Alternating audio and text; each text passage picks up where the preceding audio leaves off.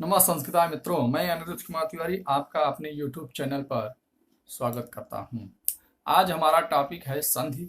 संधि में हमने पिछले वीडियो में संधि के बारे में बता दिया है। संधि कैसे लिखा जाता है, संस्कृत में कैसे लिखा जाता है, हिंदी में कैसे लिखा जाता है, कौन सा लिंग में संस्कृत शब्द होता है और उसमें कौन सा उपसर्ग होता है, कौन सा धातु है, कौन सा प्रत्यय है, इस सब का हमने पिछले वीडियो में बता दिया है।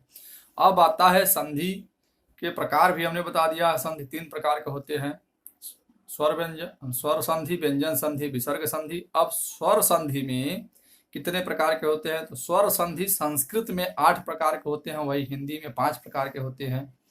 तो संस्कृत में जो स्वर संधि होता है उसका पहला है उदाहरण है, हमने लिया है दीर्घ संधि। दीर्घ संधि में इसका सूत्र है अकः सवर्णे दीर्घ। अकः सवर्णे दीर्घ, यह सूत्र क्या कहता है या इसका क्या कैसे हम पहचानते हैं कि अकः सवर्णे दीर्घ का क्या मतलब होता है, यह क्या कहता है या इसको हम कैसे सिद्ध करेंगे? तो अकः सवर्णे दीर्घ का मतलब होता है कि अकः, देखिए अकः, अक के बाद, ठीक, यानी षष्ठी विभक्ति। अकः में क्या है?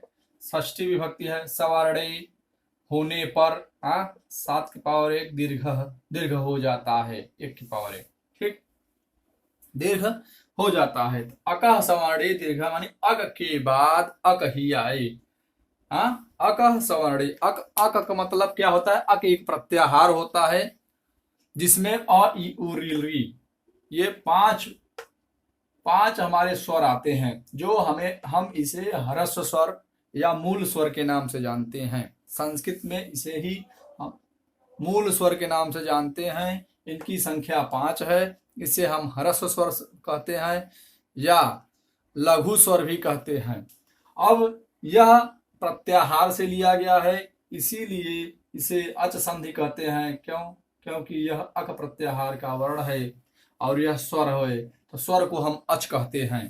तो अक प्रत्याहार, देखिए अक का वर्ण होने के बाद सवर्णे उसी का सवर्ण अ ई उ री फिर से आ जाए तो क्या होता है? दीर्घ संधि हो जाता है। जैसे देखिए अ ई उ री के बाद अ ई उ री या आ ई उ री या, इधर भी आ ई उ री के बाद अ ई उ री हो जाए, यानी इधर वाला इधर हो या इधर वाला इधर हो तो दोनों सवर्ण ही, और क्या हो? अक ही प्रत्याहार के वर्ण हो। केवल अक मतलब यही केवल 4 या 5, ये इसका दीर्घ नहीं होता है, लेकिन फिर भी इसका समान सवर्णी वर्ण री के स्थान पर री हो जाता है।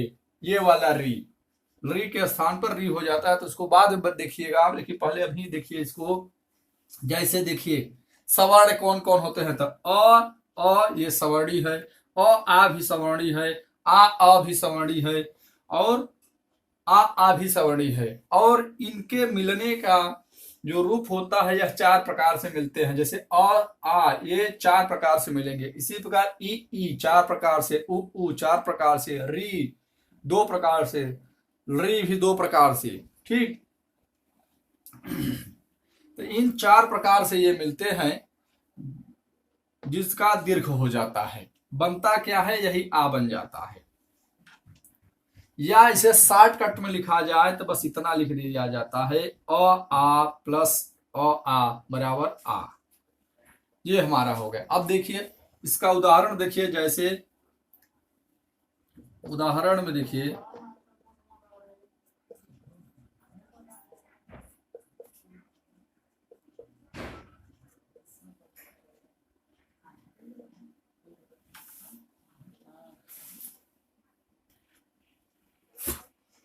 देखिए मित्रों, जैसे देखिए विद्या धन आलय दिया है। अब पूछेगा इसमें कौन सा संधि है? तो विद्या धन आलय में आप देखिए आ धन आ मिलकर के क्या बनता है? हमारा आ मिलता है, यानी सवर्ण हो जाता है, तो हमें आ मिलता है। तो आ कहाँ का है? हमारा दीर्घ संधि का है। तो ये देखिए आ बन गया। जैसे विद्य, देखिए विद्या धन आलय में से हम विद्या का आ ले लिए, फिर आ का आ ले लिए। अब आ प्लस आ बराबर हमें आ मिलता है। तो अब जब विद्या में से आ निकालेंगे तो ये विद्या में हम हलंत लगा दें। क्योंकि इसमें का स्वर हमने निकाल लिया है। तो विद्य प्लस आ धन लय, अब बताओ, अब ये इसमें जुड़ जाएगा, क्योंकि इसमें का स्वर निकाला है तो इधर जो बना हुआ है इसी में स्वर जुड़ता है। इसी प्रकार तो विद्या धन आलय हो जाएगा। क्या हो जाएगा? विद्या धन लय बराबर विद्यालय। ठीक, न समझ में आ दोबारा देखिए, पुस्तक धन आलय। अब पुस्तक में से हम अ लेंगे, क में से अ। देखिए यहां से और यहां से संधि होता है, इन दोनों के सन्निकट जो हमारे स्वर होते हैं उन्हीं स्वरों के मिलने से हमारा स्वर संधि होता है। तो देखिए स्वर संधि अ प्लस आ, अ प्लस आ दोनों मिलकर के अब क्या बनेंगे? आ। देखिए अ प्लस आ चाहे आ प्लस आ। ठीक, यहां देखिए आ इधर भी मिला था, आ इधर भी मिला है, यहीं से हमने लिया है। ठीक, अब इसमें देखिए क्या मिल रहा है? अ मिल रहा है, बाद में आ मिल रहा है, तो अ प्लस आ बराबर भी आ हो जाएगा। क्यों? क्योंकि यह दीर्घ संधि का उदाहरण है, तो दीर्घ संधि होता है, और वैसे भी अ प्लस आ बराबर आ होता है। ठीक, तो ये हमें देखना है, अ प्लस अ आए चाहे अ प्लस आ आए, चाहे आ प्लस अ आए चाहे आ प्लस आ आए, ये चारों मिलकर के केवल आ का निर्माण करते हैं, यानी इसी का केवल दीर्घ रूप होता है। बस अ का दीर्घ रूप क्या है? आ। तो यहां दीर्घ संधि में केवल दीर्घ होता है। देखिए अ प्लस आ इधर मिला तो हमें क्या मिला? आ। अब इधर क्या बचा है? इधर लय बचा है, इधर क्या बचा है? पुस्तक बचा है। पुस्तक क में हलंत रहेगा, क्योंकि क का अ हमने ले लिया है। अब इसको हम जोड़ देंगे, तो किधर जोड़ेंगे? इधर ना जोड़ करके हमें इधर जोड़ना है। क्यों? क्योंकि इधर अच्छा हीनम परेण संयुजम से इधर जो व्यंजन निकला, व्यंजन में से जो स्वर निकला है, तो इसी व्यंजनांत में हम स्वर को जोड़ेंगे। इधर तो पूरा देखिए स्वर वाले व्यंजन है, तो इधर जो है जो व्यंजन है उसमें स्वर नहीं है, तो इसी में हमें स्वर पूरा करना होता है। तो देखिए अब ये क में आ मिल जाएगा तो हमारा का हो जाएगा, यानी क हलंत है, उसमें आ जोड़ेंगे तो आ हो जाएगा। अब ये का हो जाएगा, देखिए तब क्या हो जाएगा? पुस्तक। अब ये आ इसमें आ जाएगा तो का हो जाएगा? आ की मात्रा लग गई, स्वर व्यंजन मतलब स्वर युक्त हो गया। अब इसका हलंत हट गया, पुस्तका धन लय, पुस्तका धन लय। अब ये जुड़ जाएगा, पुस्तकालय हो जाएगा।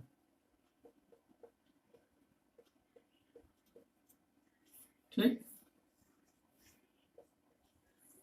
अब इसी प्रकार देखिए जैसे विद्यार्थी है, तो विद्या का जब तोड़ोगे तो विद्या धन अर्थी ही, विद्या धन अर्थी ही बराबर विद्यार्थी ही। अब विद्या में से आ हमें निकालना है और अर्थी में से अ निकाल लेना है।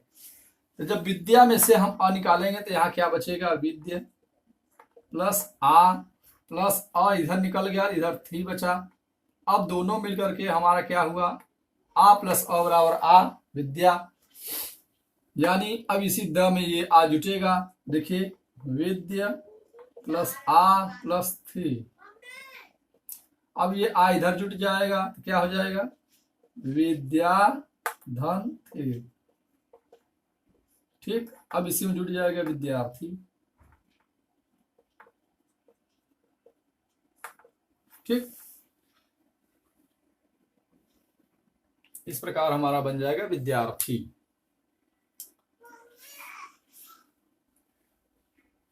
ये स्वर संधि के उदाहरण थे, जिसमें केवल असवर्ण वाला बताए हैं। अब इसके बाद ई वाला बताएंगे, फिर ऊ वाला बताएंगे, फिर री वाला बताएंगे। 4-5 उदाहरण है, तो देखिए ऐसे बता देते हैं फटाफट।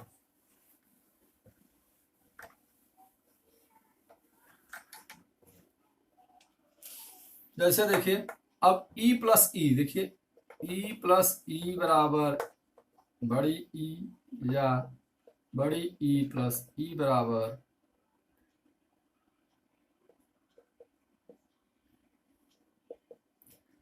बड़ी ई, या ई प्लस बड़ी ई बराबर बड़ी ई, या बड़ी ई प्लस बड़ी ई बराबर बड़ी ई। ठीक, मतलब ये भी देखिए 4 प्रकार से ही बनते हैं, चाहे ह्रस्व ई आए, चाहे दीर्घ ई प्लस ह्रस्व ई आए, चाहे ह्रस्व ई प्लस दीर्घ ई आए, चाहे दीर्घ ई प्लस दीर्घ ई आए, तो हमें क्या मिलेगा? ई मिलेगा। क्योंकि अकः सवर्णी दीर्घ से केवल दीर्घ होता है। किसका दीर्घ होता है? जो पहले होता है उसी का दीर्घ हो जाता है। जैसे अ था तो आ हुआ, अब ई है तो ई दीर्घ ई होगा, फिर उ रहेगा तो दीर्घ उ होगा, फिर री रहेगा तो दीर्घ री रहेगा, इसी प्रकार बनता है।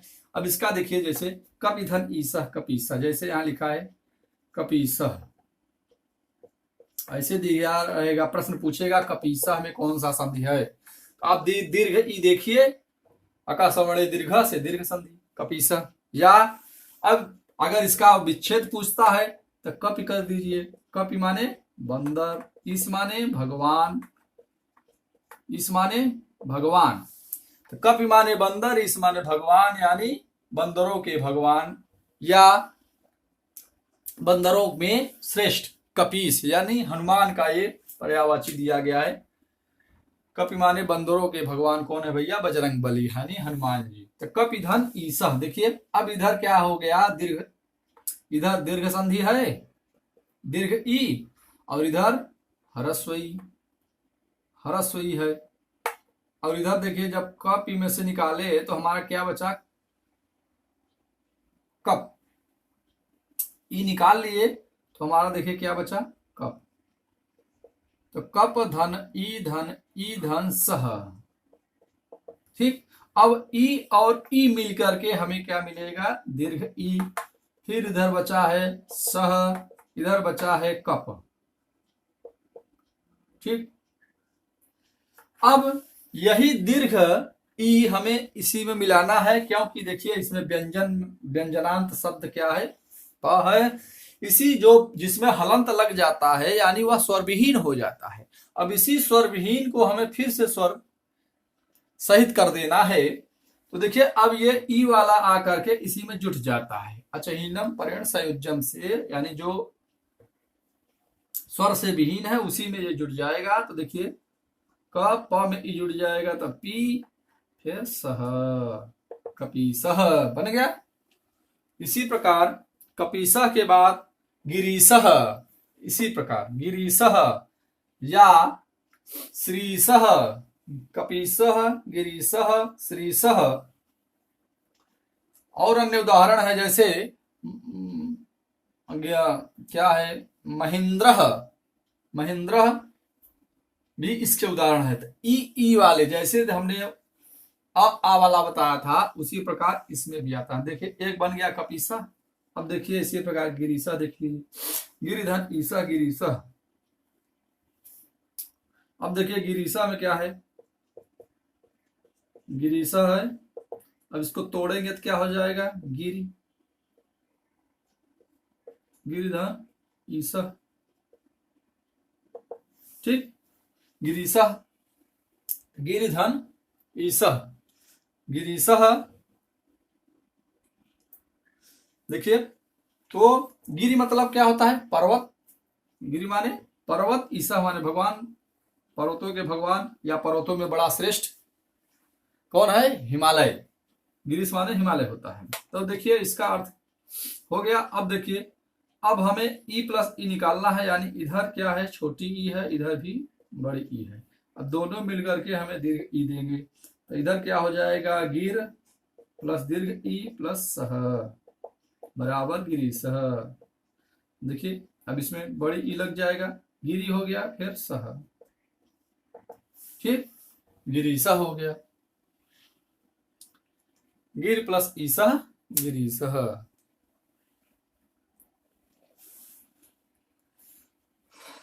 अब आ गया, आइए ऊ वाले में देखिए, जैसे लघुर्मी, लघुधन उर्मी, लघुर्मी।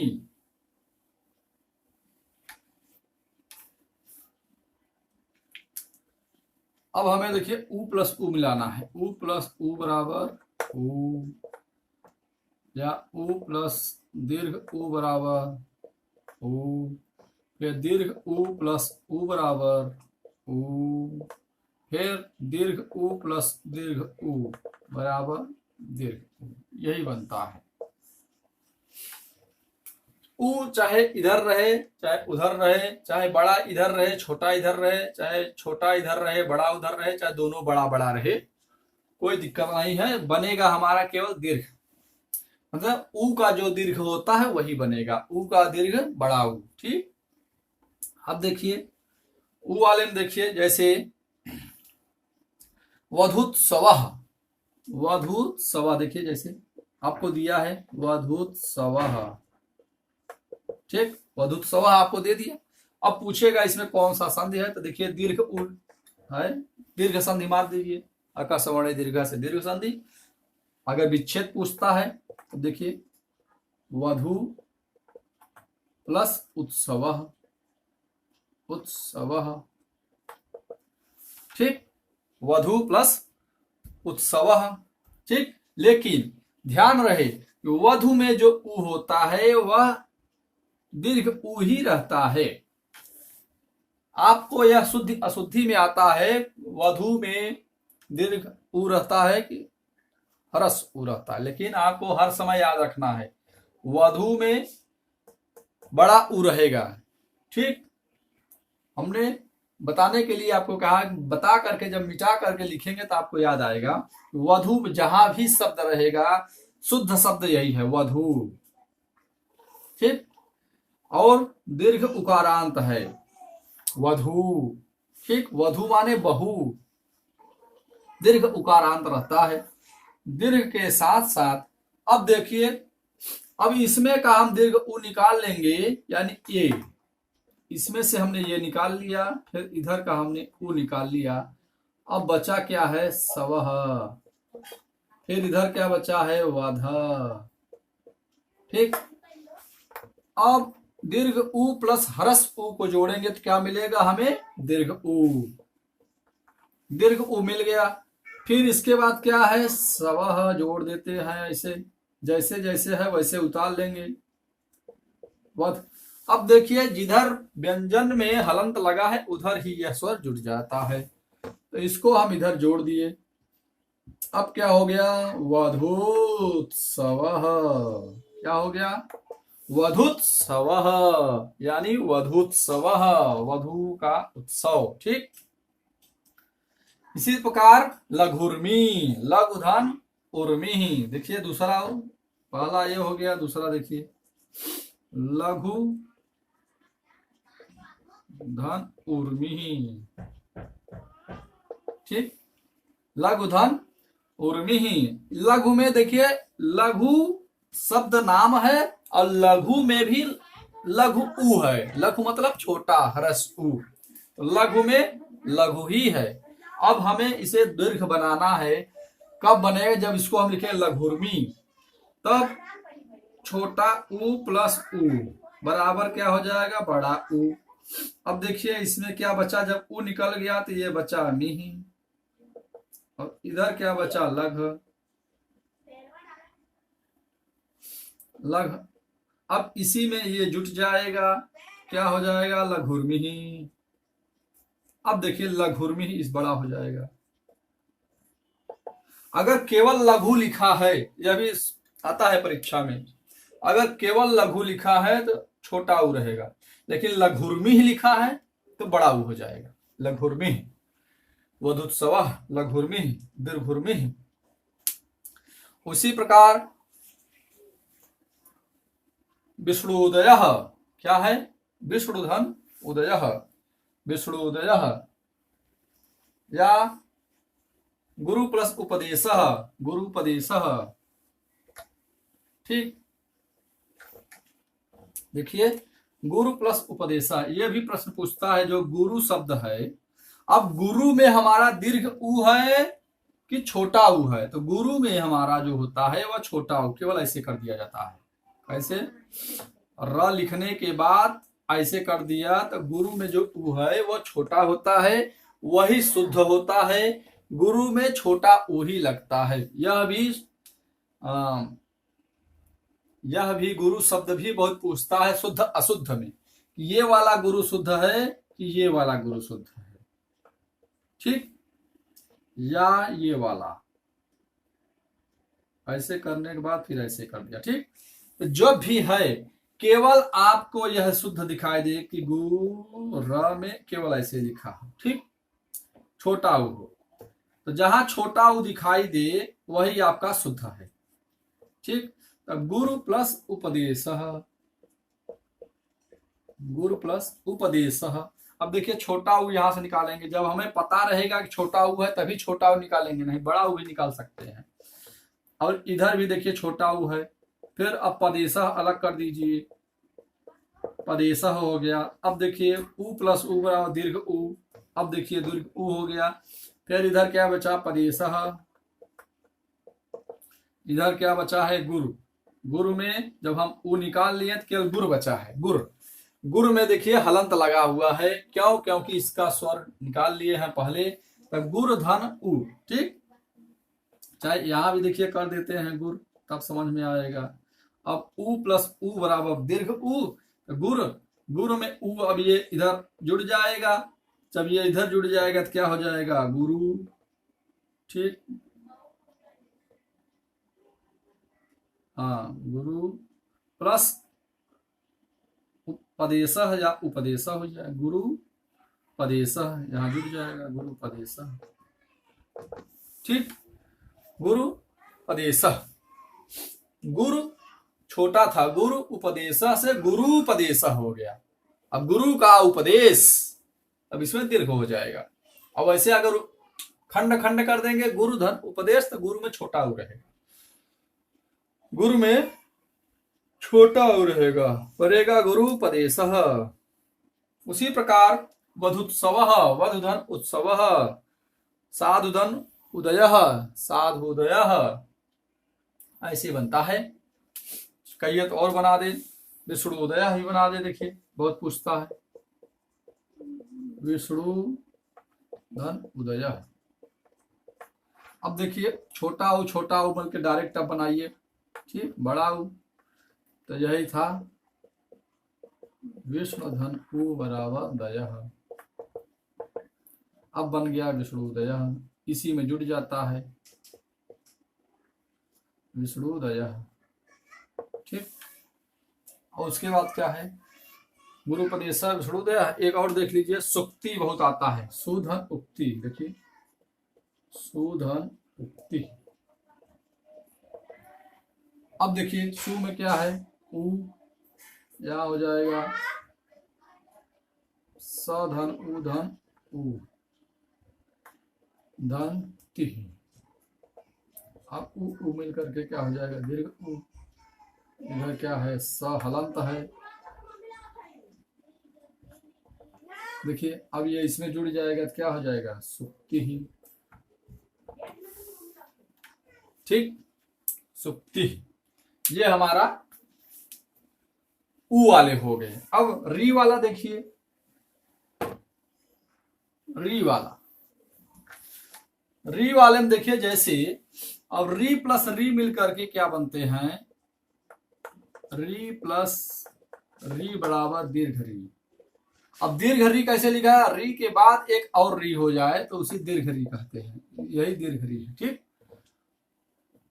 अब री प्लस री आए, चाहे री प्लस दीर्घ री आए, क्योंकि री का दीर्घ होता है तब भी दीर्घ री होगा, चाहे दीर्घ री प्लस री आए, फिर चाहे दीर्घ प्लस दीर्घ आए, ये भी चार प्रकार से मिलेगा, ठीक। दीर्घ प्लस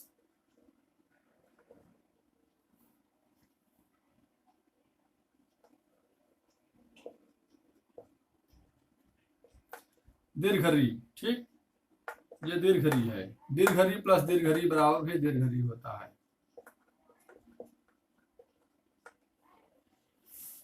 री भी चार प्रकार से मिलेंगे तब भी दीर्घ री ही होगा। इसका उदाहरण देख लीजिए, जैसे मातृधन ऋणम, पितृधन ऋणम, तो मातृ देखिए, मातृ प्लस ऋणम, ठीक। अब देखिए इस री से हमने री निकाला, फिर इधर री है ही है, फिर इधर ऋणम बच गया, इसको कर दिए, फिर इधर क्या बचा, मात, मात, क्यों, क्योंकि त में ही री की मात्रा लगा था तो हमने इसको निकाल लिया। अब देखिए री प्लस री बराबर क्या बनेगा, दीर्घ री, ठीक, फिर इधर बड़म जोड़ दीजिए, फिर इधर मात जोड़ दीजिए। अब यह त हलंत है, शुद्ध व्यंजनांत है, इसी हलंत वाले में ही स्वर जुड़ते हैं, तो ये री इसमें जुड़ जाएगा तो क्या हो जाएगा, मातृ मातृ मातृ। ठीक, मातृ, ठीक, मातृ मातृ। देखिए त्रि में जो री लगा है वह दीर्घ हुआ है, तो यहाँ हमने अभी हरस्व ही लगाया है। अब इसको दीर्घ करने के लिए री में एक और री ऐसे होगा, मातृडम, यह भी शुद्ध अशुद्धि में आता है। मातृडम में देखिए त्रि में जो री लगा है वह दीर्घ होना चाहिए, यानी ये ऐसे के बाद एक और ऐसे होना चाहिए, तब यह री होगा, हर प्रकार का इसमें जुटा होना चाहिए। अब ये देखिए मातृडम हो गया। इसी प्रकार पितृडम, पितृडम, देखिए अब अगर ऐसे पितृडम दिया है तो गलत है, इसमें भी ये दीर्घ होना चाहिए, पितृडम, अब ये शुद्ध हुआ है, मातृडम पितृडम। और इसका एक उदाहरण होता है होत्रिकारः, होत्रधन ऋकारः, होत्रिकारः, ठीक, मातृडम हो गया। अब देखिए होत्रधन ऋकारः, होत्रिधन ऋकारः। अब इसमें भी इधर भी री है उधर भी री है, दोनों मिलकर के दीर्घ री बनेंगे, तो डायरेक्ट देखिएगा री बन गया, इधर कारह हो गया, इधर क्या हो गया, होत हो गया, क्या हो गया, होत। अब इस ता में जब दीर्घ री लगेगा तब न होत्रिकारा होगा, तो देखिए क्या बनेगा, हो त लिखा हमने, अब री इसमें जोड़ा, दीर्घ री जोड़ा, दो बार हमने ट्रिक किया, तो होत्रिकारः, ठीक, कारः, होत्रिकारः, ठीक। ये भी बहुत प्रश्न पूछता है, होत्र धन ऋकारः, होत्रिकारः या होत्रिकारः में कौन सा संधि है, तो देखिए होत्रिकारः दीर्घ री लगा है तो डायरेक्ट बताइए दीर्घ संधि, दीर्घ उ लगा है दीर्घ संधि, दीर्घ आ लगा है दीर्घ संधि, दीर्घ ई लगा है दीर्घ संधि, दीर्घ उ लगा है दीर्घ संधि, दीर्घ री लगा है दीर्घ संधि। दीर्घ संधि में मतलब क्या होते हैं, आप चाहे तो दीर्घ संधि में रट सकते हैं। दीर्घ बराबर क्या होते हैं, दीर्घ बराबर हमारे दीर्घ आ, दीर्घ ई, दीर्घ उ, दीर्घ री, ये दीर्घ री, ये हमारे चार वर्ण जो है ये दीर्घ होते हैं। री का दीर्घ नहीं होता है, लेकिन उसका सवर्णी री होने के कारण उसे दीर्घ मान लिया जाता है, ठीक। तो ये जो री है वो री के स्थान पर आता है, री के स्थान पर आता है, उसे भी हम कहते हैं। तो ये दीर्घ संधि के हमारे पहचान है, जहां भी दीर्घ आ, दीर्घ ई, दीर्घ उ, दीर्घ री दिखाई दे वह हमारा अका सवर्णे दीर्घ से दीर्घ संधि हो जाता है। सूत्र पूछे तो अका सवर्णे दीर्घ दीर्घ संधि का सूत्र है। अगर पहचान देखना है तो दीर्घ आ, दीर्घ ई, दीर्घ उ, दीर्घ री देखना है। अगर हमें संधि करना है या विच्छेद करना है तो विच्छेद करने के लिए हम कर सकते, जैसे होत्रिकारः अगर दे दिया तो हम कर देंगे, इसका विच्छेद क्या हो जाएगा, होत्रिकारः का विच्छेद होत्र प्लस ऋकारः बराबर होत्रिकारः। उसी प्रकार जैसे होत्रधन अगर ऋकारः आ जाए तब भी बनेगा हमारा होत्रिकारः। जैसे अब इसी जगह अगर हमें केवल री मिटा करके ऋकारः कर दिया जाए, देखिए अब री था, अब हम यही अगर री कर दे, ठीक, तब भी री और री बराबर क्या होगा, दीर्घ री होगा, तब भी यही बनेगा हमारा होत्रिकारः। तो इसके देखिए दो उदाहरण है, होत्र प्लस, देखिए दो उदाहरण, होत्री प्लस चाहे ऋकारः आए या होत्र प्लस लीकारः आए, दोनों का हमारा यही बनेगा, दोनों का हमारा होत्री कारः ही बनेगा, होत्री कारः ही बनेगा। वहां हमें देखना है दो जो उदाहरण देते हैं, 4 विकल्प देते हैं, वो 4 विकल्प में से हमें देखना है कि कौन कौन दिया है, चाहे ये दिया हो चाहे ये दिया है। दोनों अगर दिया है तो उपयुक्त दोनों होगा। अगर एक दिया है तो ये वाला सही है, ये वाला दिया है तब ये वाला सही है, और दोनों मिलकर के हमारा होत्रिकारा ही बनते हैं। ठीक,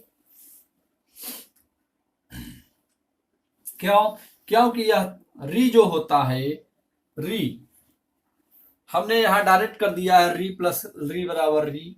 तो यह भी देखिए, जैसे इधर री है और इधर री है, तो ये दोनों क्या है, सवर्णी माने गए हैं, दोनों सवर्णी माने गए हैं। रील री वर्णयोः सवर्णः, रीली वर्णयोः सवर्णः सूत्र से री और री को सवर्ण माना गया है। इसलिए री और री के बाद अगर आए तब भी दीर्घ री होगा, और री के बाद आएगा तब भी री होगा। इसके बाद भी हमारा दीर्घ री होगा, इसके बाद भी हमारा दीर्घ री होगा। चाहे री के बाद री आए, चाहे री के बाद री आए, चाहे जैसे आए छोटा बड़ा हर्फ से दीर्घ करके, तब भी हमारा दीर्घ री ही होगा। यह प्रश्न बहुत इंपॉर्टेंट है, इसको देख लीजिए, लिख लीजिए, न आए तो कमेंट करके पूछ लीजिए। वैसे इसका स्क्रीनशॉट भी रख सकते हैं, या कहिए तो हम फिर से समझा दें। देखिए, फिर से देख लीजिए, जिसको ना समझ में आया है फिर से देख लीजिए। ये प्रश्न बहुत विवादित होता है, लेकिन ये आता जरूर है। देखिए, अगर होत्र प्लस रीकारः आ जाए और इधर हम रीकारः कर दें, पहले देखिए रीकारः वाला देख लीजिए, होत्र प्लस रीकारः और होत्र प्लस रीकारः। ठीक, वहां री है, यहां। अब देखिए, इसमें से अगर हम होत अगर इसे हम कर देते हैं तो क्या मिला, री निकला, इधर भी री निकला, प्लस कारः। ठीक, अब री प्लस री मिल करके हमारा बड़ा री बन जाएगा।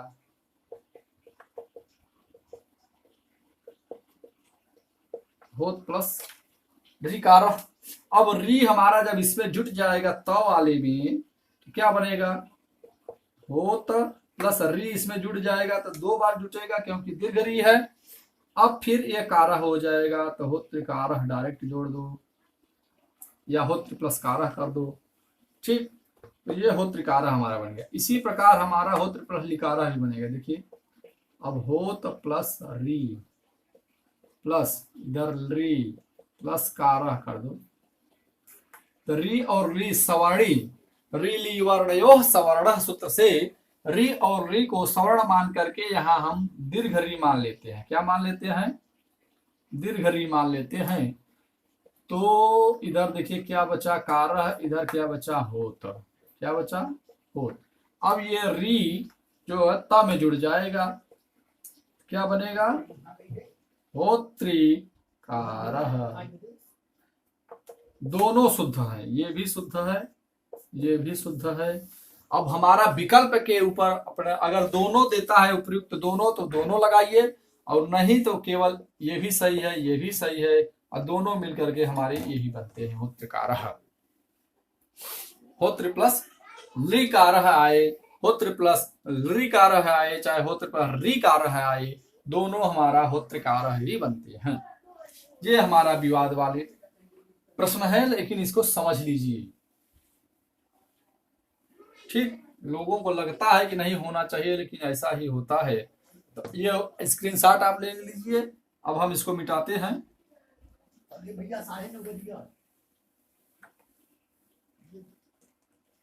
अब क्या बचा है, एक आता है हमारा कृकारः। देखिए, एक और आता है, जैसे क्री प्लस कारः, क्ली प्लस कारः, नहीं क्ली प्लस रीकारः,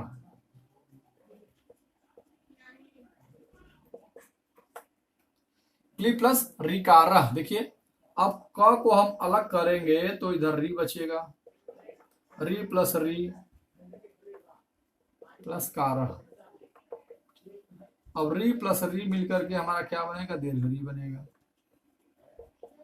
इधर बचा है कारः, इधर बचा है क।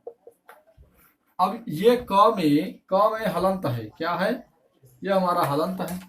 इसी में हम स्वर जोड़ देते हैं, क्यों, क्योंकि यह री स्वर है।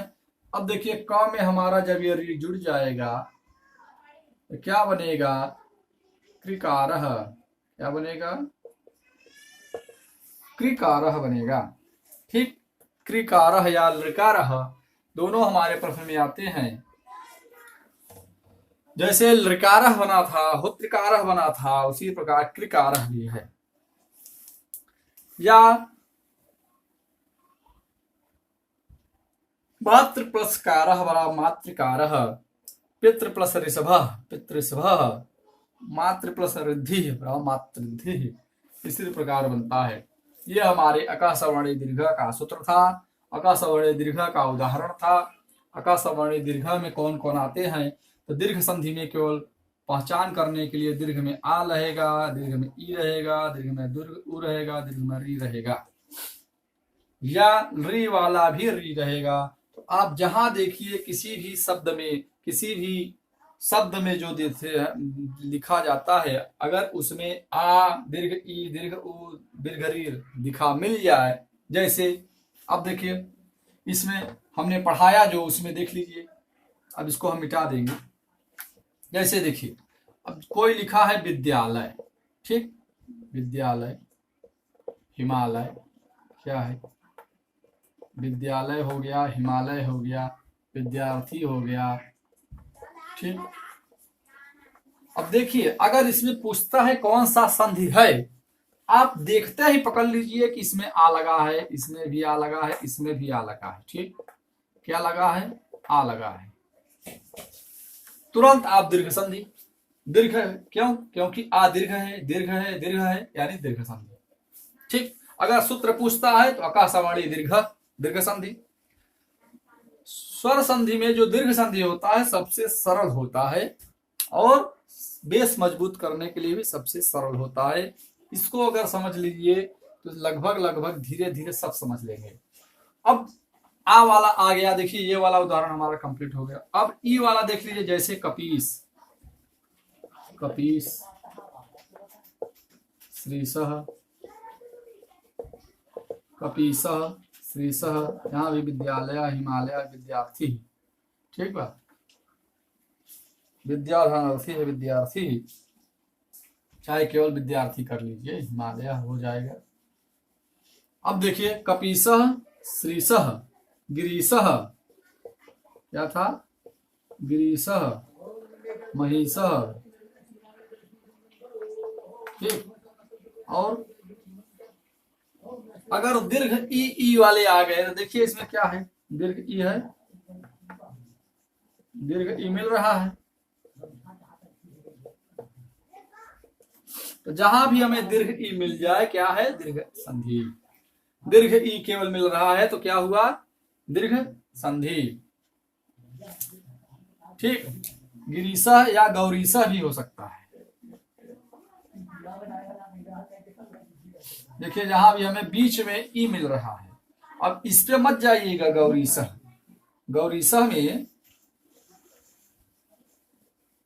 गौरी धन ईशः, गौरी मतलब पार्वती, पार्वती और ईशः गौरीशः, तो हमें बीच वाले स्वर से पता चल रहा है कि यहाँ दीर्घ ई है, ठीक।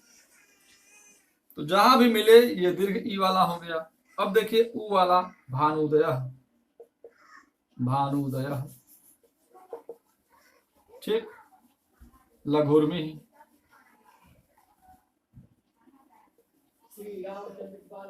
दीर्घोर्मी है, लघुर्मी, भानुदय, ये उ वाला है, भानुदय, लघुर्मी, वधुत्सवः, क्या है, वधुत्सवः, वधुत्सवः, वधुत्सवः हो गया। उसी प्रकार सुक्ति हो गया, क्या हो गया, ठीक। अब देखिए इसमें क्या मिल रहा है, दीर्घ उ, दीर्घ उ, दीर्घ उ, दीर्घ उ। देखिए साधन उक्ति बराबर सुक्ति हो जाएगा, या सुधन उक्ति बराबर सुक्ति हो जाएगा। तो सु में जो उ है तो छोटा उ प्लस छोटा उ बराबर उ हो जाएगा, यहाँ भी दीर्घ उ है। देखिए उ मिल रहा है,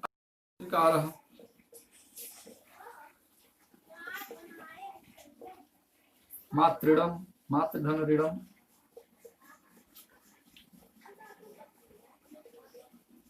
मातृडम पितृडम पुत्रिकारः मातृडम पितृडम और कृकारः। देखिए कृकारः। और उसके बाद है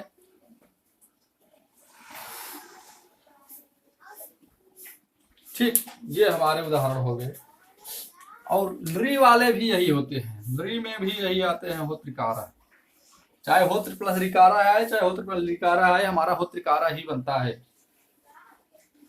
तो देखिए मित्रों, आज का हमारा स्वर संधि का प्रथम सवर्ण, जिसे हम सवर्ण दीर्घ संधि या दीर्घ संधि के नाम से जानते हैं। देखिए दीर्घ संधि को हम सवर्ण दीर्घ संधि कहते हैं। क्यों? क्योंकि यहाँ सवर्ण ही आते हैं।